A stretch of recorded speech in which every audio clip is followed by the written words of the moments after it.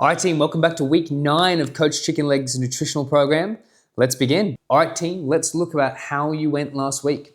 You should have eaten everything off a plate and drunk everything out of a glass. You should have a better understanding of where your yearly goal is and how to find it. You should have a better understanding of the pathways in our brain about when we're trying to build habits and the resistance we're naturally going to feel. You may have added to your week small habit stacking where you're getting habits that you want and putting them with habits that you're already doing. You should, again, be at that 90% consistency with that checklist. And if not, be trending up, trying to get closer and closer to getting 90% on everything on that checklist. And we should have refreshed ourselves on our proteins. We should now have more context of our serving size as well. Since we've been eating off a plate this week and drinking out of a glass, we should be able to see a bit better our serving sizes, our palms, fists, thumbs, and cups of our hand.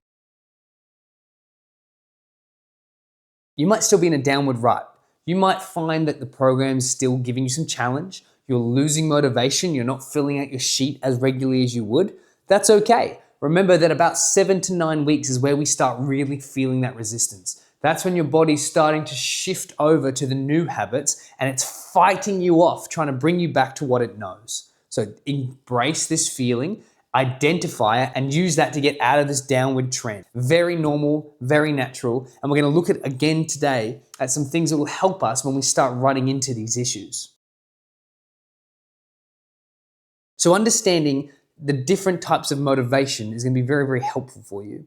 There are 2 types: intrinsic motivation and extrinsic motivation. Intrinsic motivation is motivation that comes from within, doing something for the love of it, doing it because it's something that we just do as a human. Extrinsic motivation is something that we do because there is either a reward or punishment for when we achieve the goal or achieve the task. So we're going to talk about extrinsic motivation first. When you're a kid, your mother or father may have asked you to clean your room. You didn't want to clean your room. However, you did it anyway because of the fear of a consequence if you didn't achieve that task. If we really hate running, but we like getting medals, we may go into running races in the idea of trying to get us the medal or the trophy, more so than the actual act of doing the run. Goals that are sticks and carrot based, where you either get a reward or get a punishment, are really useful early on. So for example, if I'm having company come over to the house of an evening, I'm going to clean my house up. I don't want the people who are coming over to think I'm a slob. That is an extrinsic motivator. Their opinion of you is making you do a task you don't want to do and doing it quickly. These are really good to get us off our feet, get us moving, but they're not overly useful at keeping us doing things long term. The idea here is to use extrinsic motivators to move us towards being intrinsic motivators. So ideally, we start running, we start going for walks, we start doing our nutrition properly. And although it's challenging, we know that the program ends in 11 weeks, or we have that wedding to attend to, or we have that bachelor's party to attend to, and we want to look and feel good for that time. And throughout your journey, you might make friends on a similar pathway to you. You might start enjoying the process of going for the jog. You might start signing up for events that you really enjoy. You might start getting addicted to the feeling of feeling healthy and comfortable. As your habits start shifting towards the new highway, you might just start doing these things because you love to do them. You develop a taste for healthier foods. You start finding that the old foods that you used to ingest aren't as appealing as they used to be. The feeling of health, this joy of your joints stopping to hurt, you're feeling less bloated, you're feeling with more energy, you're getting more rest, starts becoming addictive. And it starts becoming you, the person that you are. You don't need motivation from someone else, a stick or a carrot. You start getting motivation from within you. You do it because that's what a healthy person does. And you are a healthy person. So identifying yourself as I am a healthy person starts making these healthy decisions significantly easier. Intrinsic motivation, motivation from within; extrinsic motivation, motivation from somewhere that's outside of you, being a punishment, so a stick, or a reward that is a carrot. So this week, team, we're going to get a sheet of paper and it says, who are you and what does that mean? I'm going to give you a little bit of context before we dive into the sheet. So before we look at the sheet, I want to tell you a little story. One of the clients who's done this program before you, when he was a child, he was always a bit heavier. Through his teens, he was a heavier man as well. And so when he started going to work, he started identifying himself as, well, I'm the fat man. So when decisions came along where he got the choice between an unhealthy option and a healthy option, he would always choose the unhealthy option because that's, in his mind, what the heavier man would do. So at work, this started to manifest where people would offer him more food because he's the heavy guy. They would make jokes at his way at social events because that's what he does. He's the heavier guy. And this really played on him as he was going through his nutritional journey. So when we got to this week about who are you and what does that mean, this was the moment that the fire lit underneath him. He was starting to go through all these changes and he decided that he wanted to compete in 12 months' time in an MMA fight. And he changed his attitude. He decided that I'm no longer the fat guy, I am the fighter. His daughter was to be born in 9 months. And so he decided that by that time, I'm going to be healthy and on my way to this MMA fight. I won't let myself be the fat dad. And because of this, whenever a decision came along where he could choose to either quit or succeed, he would ask himself, well, what would the fighter do? So when the cake came across his table, they said, hey man, we got you some cake. We knew you'd like it. He said, oh no, thanks. That's not for me. And when challenged, like, oh no, man, you love cake. He would always think to himself, a fighter 12 months from a fight doesn't eat cake.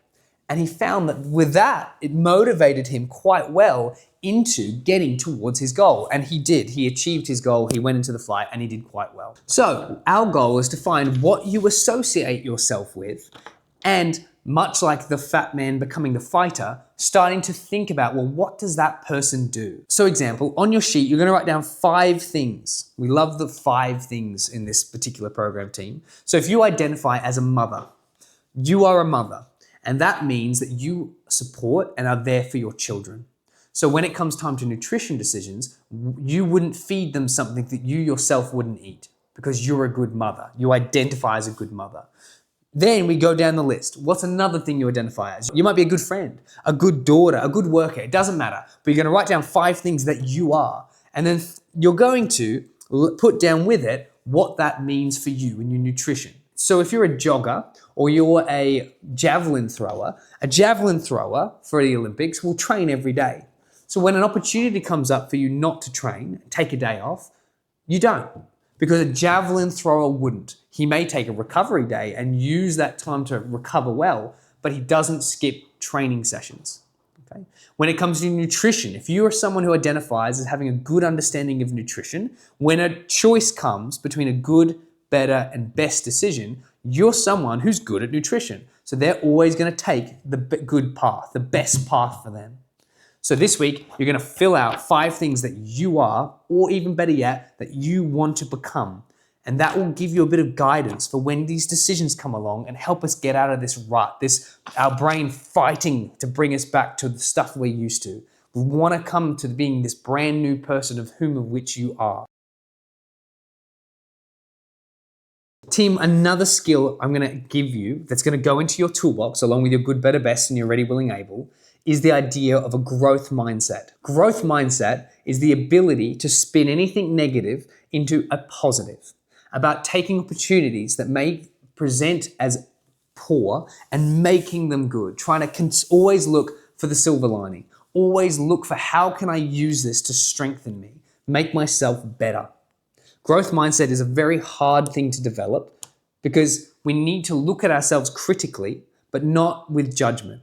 So for example, we might need to go for a 5-kilometer run that is within our programming, and we get to the 3-meter mark, and for whatever reason we've hurt our ankle or it's just not within our readiness to be able to achieve that 5-meter run today. Instead of beating ourselves up for not finishing that 2 kilometers, you need to put yourself into a positive mindset and say, well, at least I did my 3. And now I'm resting appropriately so that tomorrow I can complete my 5. So we want to find silver linings, find the joy, make ourselves feel happy, okay?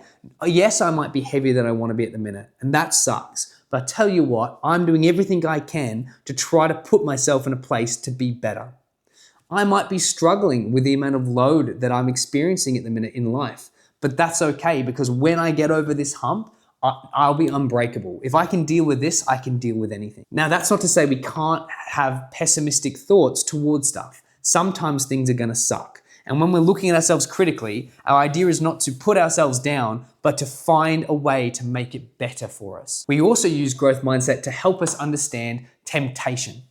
Okay, so if I ask you to come with me and do some heroin, it's very easy for you to say no because it's not within your values and it's not within your growth mindset. So you do have discipline, you do have willpower, you do have strength because the things that you identify that are not good towards your health, like having a shot of heroin, is easy for you to resist because you don't identify with that being a part of you and you don't identifying that with growth towards yourself. So we're just trying to develop that strength of resistance, that strength of willpower in all things in life. So when people tell me, oh, I don't have any willpower, I really struggle, I don't have any motivation, I'll ask them a task like, do you want to go jump off a bridge with me? Or do you want to go punch a stranger? These things are easy no's for most people because it's not within their values, it's not who they are. And so our idea is using growth mindset, using intrinsic and extrinsic motivation, and using the tools we've learned throughout this process, becoming the person that you're meant to be and want to be. And when we become that person, we'll find it significantly easier to resist the current lifestyle that we may be living because we're not that person anymore. That's why this program is all about length and longevity. It's all about lifestyle changing, not dieting. Okay? This is the trick and this is the secret to be able to make long-term changes. It's fighting the good fight every day and becoming the healthy person that you imagine you to be. So team, last week I gave you the challenge of the plate. This week I'm going to give you a challenge that you're absolutely going to get cross with me at. So cross, in fact, that I've actually printed off a sheet that's going to describe the 5 different stages of the grief you're going to experience whilst I tell you this. So team, we're going to look at the 5 stages, and then that way, when I tell you this week's challenge, you can feel yourself go through this wheel. You might be able to even track yourself going through this wheel of denial, okay? This wheel of grief. In our wheel of grief, and you might see this in other things outside of nutrition, it's very effective. It's used a lot in psychology. And so we can apply it to nutrition. Denial is often the first thing we feel. So we're going to use a little kid as an example. So I'm going to ask a young child to go to bed on time at 6 o'clock. The first thing that kid usually says to me is, oh, it's not 6 o'clock. I've got more time. When then an authority who can enforce the rules says to you, no, it's time to go to bed. You must do this for me. There's authority, something you have to do. You don't get a choice. Anger will emerge. So usually, you always do this. You never let me stay up later. I hate going to bed. I don't want to do it. And you see the tantrum. If the authority stays strong and is still able to enforce the rules, we move to the next step where the child starts going, just 5 more minutes. 5 minutes. I promise if I do 5 more minutes tonight, I'll go to bed 5 minutes earlier tomorrow. If the authority stays strong and enforces the rules, they then go to depression. The tantrum comes, the tears, I don't want to do it, I don't like it, you're the worst, I hate you, tears, tears, tears. If the authority stays strong, we then move to acceptance where they go to bed. Okay? This will happen within you, within your nutrition. This will happen within you, within your fitness goals. You will actively experience this on almost a daily basis. It'll just depend on what extremes. So an example for us might be, I need to cut back my calories. Okay? Well, I don't eat that much. I sometimes balance it. Sometimes I'm good. Sometimes I'm not. No, we're not losing weight at the rate we want. We need to reduce our calories. I hate this. This program sucks. I've never enjoyed it. It's not working anyway. We'll grumble. Okay. No, you need to drop your calories back if we're not losing the weight at the speed we want. Maybe I don't need to lose 10 kilos this year. Maybe I can only lose 7. How about that? I don't need to be exactly 70 kilos for this wedding. I can be 72. No, your goal was to be 70 kilos for this wedding at the end of the year and you wanted to lose 10 kilos. You must drop your calories back so that way we continue losing weight at an appropriate speed. I hate this. This is the worst. Why did I sign up? Misery. And finally, acceptance. Okay, fine, I'll do it. I'll use the systems that we've discussed to help build the tolerance to allow me to make the change. I know enough, I've got enough context, and I know I'm experiencing this wheel that I can start skipping steps and going straight to acceptance. Very useful task. And I'm going to hold it up here now for you as I tell you this week's challenge. This week, I want you to go to the cupboard and the fridge, and anything in that cupboard and fridge that is not helping you get towards your goal, you need to throw away. Now, that's everything. So if there's roll-ups for the kids in there and you don't think that would help you go towards your goal, you need to throw them away. If there's cheap alcohol in your fridge that you know is not helping you go towards your goal, you need to throw it away. If it's important enough, you'll buy it again, okay? If there's out-of-date wrapping and out-of-date foods, you need to throw it away. You need to clear out your kitchen. You're gonna take a photo of your pantry and of your fridge before you throw everything away, and then you're gonna send me a photo of it after everything is gone, okay? Now, let's go through the wheel as I'm imagining you're very cross at me. You might say, well, I'm not doing that. That's ridiculous. I don't want to lose money. I've paid money for things. I don't want to piss off my partner. I don't want to piss off my kids. Okay, too bad. Need to do it anyway. This is for 1 week. If you can't be uncomfortable for 1 week on a program you can control, it'll be very challenging for you to finish this program over the period of your life. You're probably going to get angry at me. You're going to say, well, you don't have the same lifestyle I have. You don't know how hard it is. Okay, you need to do it anyway. You need to get those things and throw them out. Oh, well, how about I just keep the stuff for the kids? Let's not affect the kids. I'll do my shelf, the things I can control. Okay, that's quite reasonable. If there's only one spot you can control, go for it. But if you're bargaining with me because you don't want to throw stuff out for the kids, my question always becomes to you, why are you letting your kids and family eat that you yourself don't think would help you with your nutrition? In this space, you are the authority on nutrition. Your learnings have put you above the majority of other people. Your learnings have made you the authority on nutrition in your household and in your life. Trust in your experience, trust in your knowledge, and make the best decisions for everyone. Suck it up and do this for me, please. It's going to be better for your health, it's better for your mental fortitude, and it will help you long term. This is how we get out of our ruts. There's a good rule, team, that I live by, and it's that if it's in the house, eventually you will have it. The story I'm going to tell you now is this. I really hate pink Fanta. I find it disgusting. I don't like the way it sticks to my teeth. It's gross. I had a social event one night. In my fridge were left 2 cans of mini pink Fanta. I thought nothing of it. And then weeks later, I came home from a very difficult session of training, and I was starving for some sugars, anything, a fix. I just needed a fix, but I was aiming to lose some weight. So when I looked through my pantry, I found nothing that was going to help me get my fix because I had my nutritional goals aligned, and I changed my space to not encourage poor nutritional decisions, only good ones. So when I went to my fridge, I looked through there too, and I found nothing that was going to help me get my fix because I had set myself up for success. However, I found those pink Fantas in the back of my fridge, and I sculled one. And before I could even think about it, the second was open and touching my lips. As I was drinking it, I thought how much I hated the taste of pink Fanta. In that experience, within 2 minutes, I had drunk both. Even us, the people who are here to educate you, are not perfect. We're going to make mistakes like that. I'm the kind of person who needs no temptation in the house. I reward myself by going out to social events. I don't allow it in my own house. Just an example that even people who are educating you on this topic are not always going to make 100% accuracy themselves. So if you're someone who needs complete isolation from foods that might not be promotive of your health, this activity of cleaning out your kitchen might be a great opportunity to see how much discipline you have. Or if you need that little bit of help and removal of those temptations, it's a great time to just test it for this week. Team, this week I'm also going to provide you a shopping list to make life a little bit easier. Everything on these lists are usually good for you to have in your house. If you need a shopping list to keep you humble each week, or you're still feeling lost with foods you can eat, this list will be available to you. So team, put this on the fridge. It's a great marker to see if you're sticking to your goals. It's also a good space to be able to play within. It helps you understand some more things that you may or may not be allowed to eat. Great reference points to have. So you will have that shopping list available to you from now on.